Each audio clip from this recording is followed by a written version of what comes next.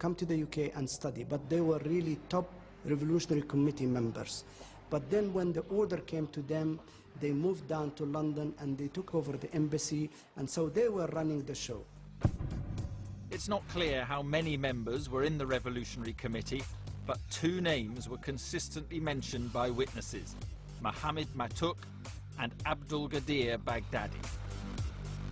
One key eyewitness, who must remain anonymous, gives a detailed account of the roles they're alleged to have played on the 17th of April 1984. If this witness is to be believed, his evidence is absolutely crucial. He puts Matuk and Baghdadi firmly in the picture. But to understand the significance of his account, you have to know the layout of the embassy. This police diagram illustrates the ground floor of the building. This was a public area where many typical functions of the embassy took place. But this is the first floor, where forensic tests showed the shots were fired from.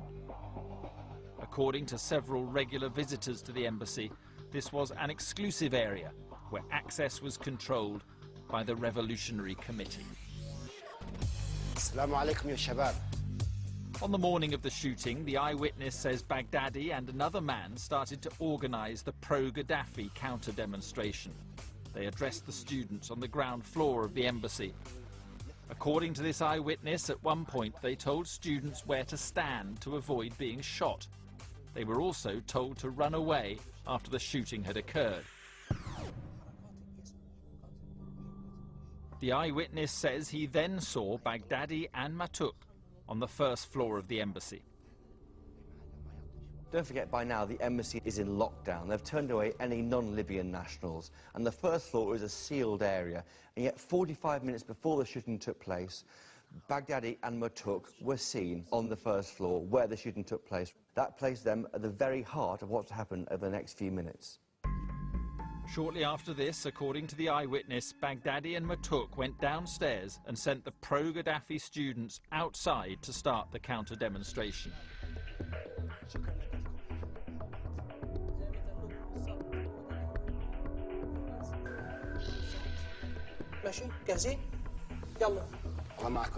It's not known what Baghdadi and Matuk did once the demonstration began. Neither was in the building by the time it was surrounded by armed police after the shooting.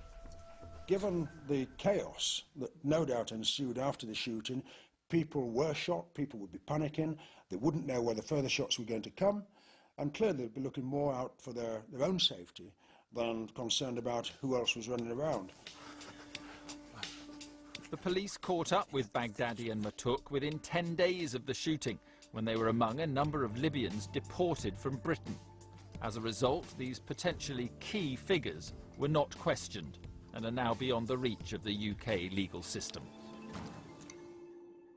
This report shows that day Matuk and Baghdadi were key players, but these two people who could be charged for the conspiracy behind the murder are living a life of relative freedom in Libya.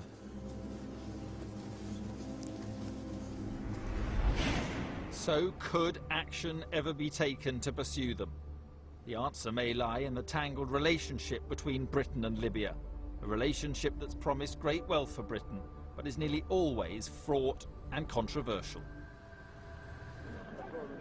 The Libyan government and the way it conducts itself is totally different from what we perceive to be normal here in the United Kingdom. There is a huge internal repression and a funding for almost every known terrorist organization around the world.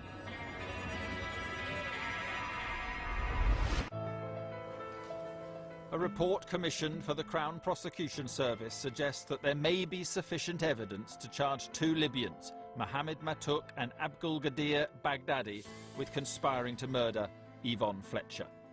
But there appears to be little prospect of either man ever being prosecuted for their alleged involvement. To Yvonne Fletcher's friends, this lack of progress amounts to a betrayal of justice. I'm very angry. I'm very angry with the government. I'm very angry with these trade deals. I'm very angry with the politicians. I'm very angry with the empty promises. The difficulties surrounding the case have been exacerbated by the strained and often hostile relationship between Libya and the UK. I think they say men are from Venus, women are from Mars. Well, I think it must be, you know, Britain is from Venus, Libya is from Mars. I mean, it is a totally different sort of scenario. Libya spent much of the 1980s agitating and threatening the West by arming and encouraging terrorists. Libya became the prime suspect in the worst terrorist atrocity ever to strike Britain, the bombing of Pan Am Flight 103, which killed 270 people. Seen a big streaky light, and then there's a big explosion. Well, we can't see Lockerbie for the house, but the whole bit just massive, like. The incident would cast a long shadow over the Fletcher investigation. The bombing over Lockerbie kicked off a long period of isolation for Libya. Libya became the real pariah state, and you had there was a ratcheting up of UN sanctions against the country because they refused to give up the people who the West thought were behind the Lockerbie bombing. Libya's isolation meant there was little prospect of the Metropolitan Police pursuing those responsible for Yvonne Fletcher's murder. The suspects and eyewitnesses they desperately wanted to interview were well beyond their reach. It would be another 11 years before Gaddafi decided to come in from the cold and show Libya was willing to engage with the West again. In a gesture that symbolized this re-engagement, Libya surrendered the Lockerbie suspects to an international court. Then came a moment that gave hope to all those campaigning for justice for Yvonne Fletcher. Libya accepts general responsibility for the actions of those in the Libyan People's Bureau at the time of the shooting. They express deep regret to the family of WPC Fletcher for what occurred and offer to pay compensation now to the family. Libya paid £250,000 in compensation to the Fletcher family. The carefully worded acceptance of responsibility was a milestone in the campaign to get justice. But even more significant was the decision to cooperate in a joint investigation. As a result, 3 years later, Metropolitan Police officers travelled to Libya for the first time. Very hopeful at that point, yes. Prior to that, we had a pretty closed country where it was very difficult to get any sort of access at all. To have the doors open to British police officers going there and carrying out some sort of investigation in the country was very hopeful indeed. Gradually, relations between the two countries normalised to such an extent that in 2004 the British Prime Minister Tony Blair paid a state visit to meet Colonel Gaddafi. The Libyan leader was no longer a pariah, but a partner. Who would have believed it? Libya and Britain, Gaddafi and Blair, shoulder to shoulder in the war on terror. Watching the backslapping in the tent brought great encouragement to the man who was standing just feet away from Yvonne Fletcher when she was shot. I was ecstatic. I really couldn't believe it. This was a breakthrough we'd been looking for. It had taken 20-odd years for a British Prime Minister to meet the Libyan head of state and ask for this investigation to go ahead, for someone to be arrested, for someone to face a court. At last this had happened. But despite the apparent warmth between Britain and Libya, little progress was made in the investigation. The police only made 3 trips to Libya between 1999 and mid-2006, and they were unable to interview any eyewitnesses or suspects. There was real friction underlying all of this Metropolitan Police investigations. The Libyans were happy for the police to try and find the killer of Yvonne Fletcher, but they were concerned about how it would end up, where they'd be tried, in London, Tripoli or a third country, and who would the judge be? It wasn't clear, and that would have been a concern. In a climb down to try and speed up the process, Britain agreed that any trial of suspects would take place in Libya, a bitter blow to those campaigning for justice for Yvonne Fletcher.